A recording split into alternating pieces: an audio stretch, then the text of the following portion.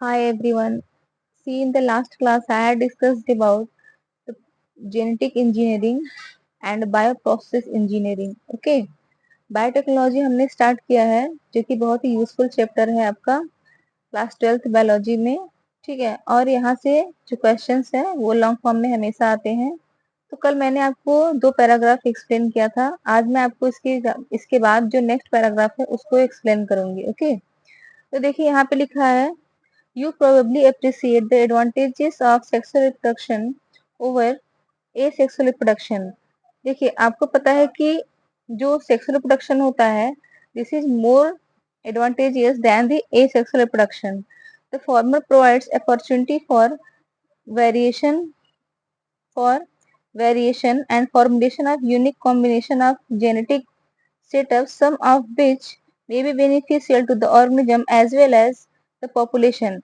देखिए, होता क्या है कि जो एसेक्सुअल रिप्रोडक्शन होता है उसमें क्या होता है कि वो जो ऑर्गेनिज्म होता है वो अपने पेरेंट की एक एग्जैक्ट कॉपी होता है, और उसमें वही जीन ट्रांसफर होते हैं, same as it is gene transfer हो जाते हैं, उसमें कोई भी चेंजेस, कोई भी वेरिएशन नहीं आती है. लेकिन जो सेक्सुअल रिप्रोडक्शन होता है उसमें क्या होता है कि वेरिएशंस होती हैं. जरूरी नहीं है कि सेम जीन ही ट्रांसफर हो. कभी कभी क्या होता है, क्योंकि उसमें 2 पार्टनर्स होते हैं, ठीक है, मेल फीमेल 2 पार्टनर्स होते हैं, तो उनके जीन जो होते हैं वो कंबाइन होके एक न्यू फॉर्म क्रिएट करते हैं. इसीलिए जो ऑर्गेनिज्म होता है, जो उनका प्रोडक्ट होता है, वो अपने पेरेंट की एकदम एग्जैक्ट कॉपी नहीं होता है, उसमें कुछ वेरिएशन क्रिएट हो जाते हैं. ठीक है, तो इसमें लिखा है सम कुछ ऐसे भी वेरिएशन क्रिएट होते हैं अगले जनरेशन में, जो कि उस ऑर्गेनिज्म के लिए, पॉपुलेशन के लिए भी क्या होता है, बेनिफिशियल होता है. ठीक है, so sexual reproduction is more advantageous than the asexual reproduction. Okay, asexual reproduction preserve the genetic information while sexual reproduction permit variation.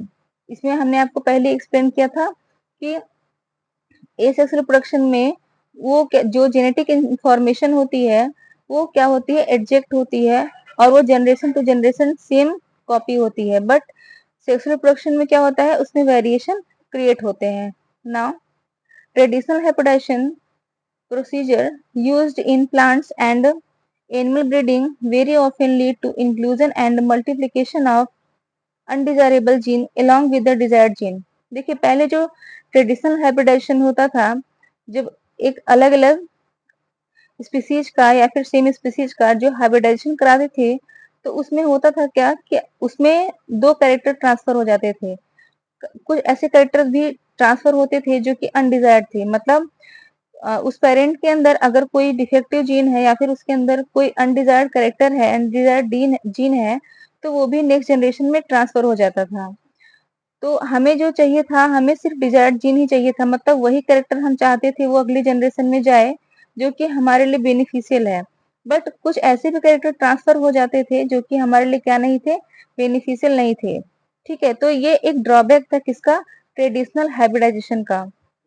तो लिखा है, the techniques of genetic engineering which include creation of recombinant DNA, use of gene cloning and gene transfer overcome this limitation and allows us to isolate and introduce only one or a set of desirable gene without introducing undesirable gene into the target organisms. देखिए, जब traditional hybridisation का drawback आने लगा, तो उसके बाद किसका आविष्कार हुआ, किसका क्रिएशन हुआ, रिकॉम्बिनेंट डीएनए टेक्नोलॉजी का. तो देखिए, रिकॉम्बिनेंट डीएनए टेक्नोलॉजी में हम एक स्पेसिफिक जीन जो डिजायर्ड है उसी की कॉपी कराते हैं और उसी को किसी टारगेट टारगेट ऑर्गेनिज्म में इंसर्ट कराते हैं. इससे एक फायदा होता है कि हम जब जब कभी भी वो जीन जो होता है, जब हम किसी भी जीन का ट्रांसफर करते हैं, तो वो हमारे लिए डिजायरेबल होता है, न कि अनडिजायरेबल. मतलब हम जो चाहते हैं उसी जीन का जो होता है वो आगे ट्रांसमिट होता है. कोई भी ऐसे जीन ट्रांसमिट नहीं होता है जो कि हमारे लिए या फिर पॉपुलेशन के लिए क्या हो, हार्मफुल हो. ठीक है, so do you know the likely fate of piece of DNA which is somehow not transferred into an alien organism. Most likely, this piece of DNA would not be able to multiply itself in the progeny cell of the organism. देखिए इसका क्या मतलब है कि suppose that आपने किसी भी organism से उसका एक डिजायर्ड जो डीएनए होता है, डीएनए का पीस जो होता है आपने एक्सट्रैक्ट कर लिया और उसको हम किसी दूसरे ऑर्गेनिज्म में ट्रांसफर कर दिए। बट कभी ऐसा नहीं हो सकता कि किसी दूसरे ऑर्गेनिज्म का जो जीन है वो किसी दूसरे अगले ऑर्गेनिज्म में जाके खुद ही वो रेप्लिकेशन करने लगे। दिस इज इम्पॉसिबल, वो खुद से रेप्लिकेशन नहीं कर सकता जब तक कि most likely the piece of DNA is not able to multiply itself in the progeny cells of the organism, but when it get integrated into the genome of recipient, it may multiply and the inherited and when it gets integrated into the genome of recipient, it may multiply and be inherited along with the host DNA. देखिए जब तक कि हम जिससे हमने desired gene लिया है, जब तक कि हम उस अगले ऑर्गेनिज्म के डीएनए में इंसर्ट नहीं करा देंगे तब तक कि वो रेप्लिकेशन नहीं कर सकता है। मतलब हम कोई भी सेट ऑफ जीन या फिर कोई भी पीस ऑफ डीएनए किसी दूसरे ऑर्गेनिज्म में ऐसे रेप्लिकेट नहीं करा सकते हैं बिना उसके डीएनए में इंसर्ट कराए। सपोज दैट आपने किसी सपोज दैट दो आदमी हैं, दो पर्सन है, उस हमने पर्सन ए का डीएनए का पीस पर्सन बी में इंसर्ट करा दिया, लेकिन वो तब तक खुद से रेप्लिकेशन नहीं करेगा जब तक कि वो पीस ऑफ डीएनए अगले ऑर्गेनिज्म पर्सन बी के डीएनए में इंसर्ट नहीं हो जाता, क्योंकि हर ऑर्गेनिज्म का जो डीएनए होता है उसके पास एक स्पेसिफिक साइट होती है जिसको हम कहते हैं ओरिजिन ऑफ रेप्लिकेशन। वहीं से डीएनए जो होता है वो रेप्लिकेशन करना स्टार्ट करता है। लिखा है this is because the alien piece of DNA has become part of chromosome which has the ability to replicate. In a chromosome there is a specific DNA sequence called the origin of replication which is responsible for initiating replication.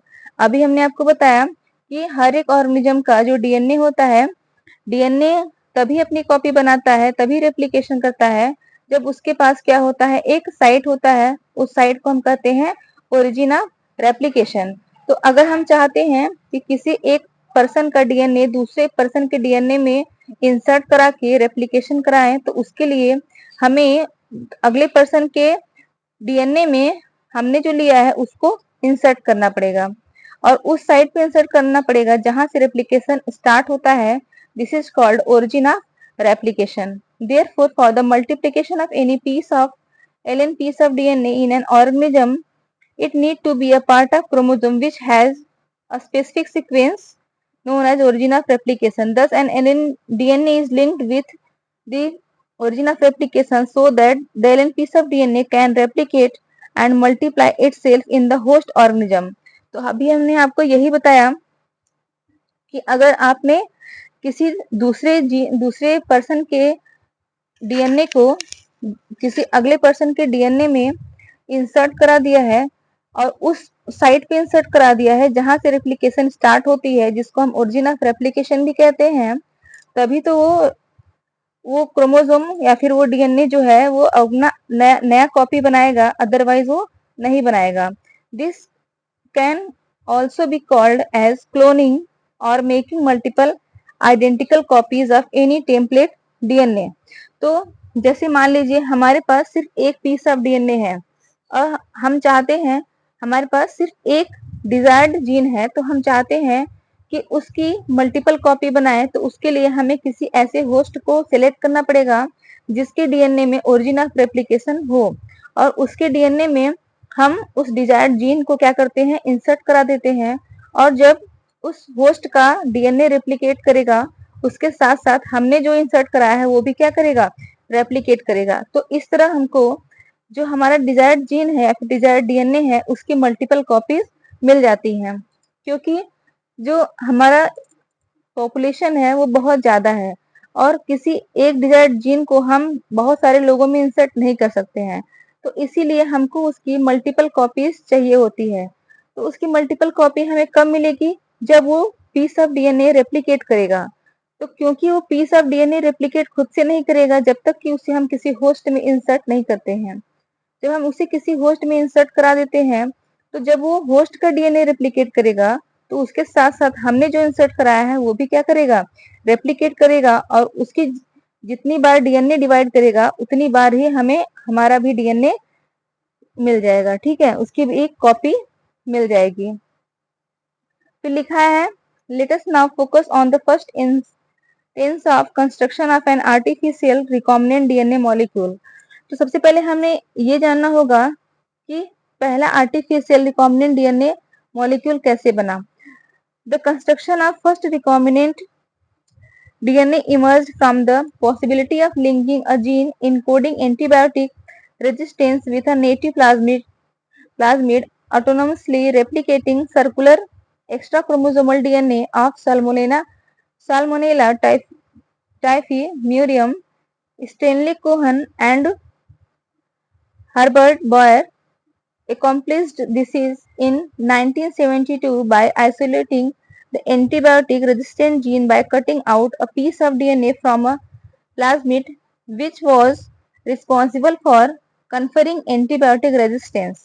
The cut of DNA at a specific location became possible with the discovery of the so-called molecular seizure restriction enzyme. देखिए, जो भी bacterias होते हैं उनके पास अपना एक खुद का तो डीएनए होता है, उसके साथ साथ उनके पास एक एक्स्ट्रा क्रोमोसोमल डीएनए भी होता है जिसको हम कहते हैं प्लाज्मिड। तो प्लाज्मिड का यूज हम एज अ वेक्टर करते हैं। प्लाज्मिड किस तरह यूज होता है? As a vector. तो वेक्टर का काम क्या होता है कि कैरी करना, ठीक है? क्या कैरी करना? डीएनए को कैरी करना एक जनरेशन से अगले जनरेशन में, ठीक है?